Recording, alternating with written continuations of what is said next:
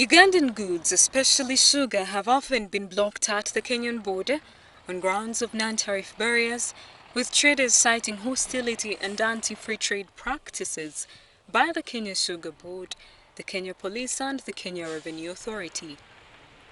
As the win answer to the prayers of Ugandan businessmen, Logistics Innovations for Trade, LIFT, has launched a $16 million fund to develop strategy in reducing the cost and time of transport and logistics in the East African community.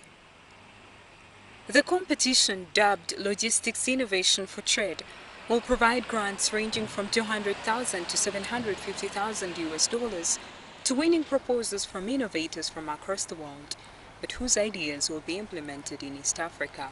Fund manager Isaac Njoroge says the cost of freight and transport erodes the competitiveness of goods exported to East African countries, which has resulted into high cost of living. From the go-downs of the railway company to the various users. So you still have a major issue. That is what is called the last mile. You've brought all the goods from a container from Mombasa to Kampala. Economists have always blamed the reduction in trade, growth of economies, job creation and poverty eradication on the cost of freight and transport. But to Njoroge, the future of transport and logistics sector lies on innovations developed by players in the private sector and regulations that allow free trade and reduce all the time taken along the major East African corridors. The two major corridors are the Northern Corridor, which links East African community countries to Mombasa Port, and the Central Corridor, which connects to Dar es Salaam.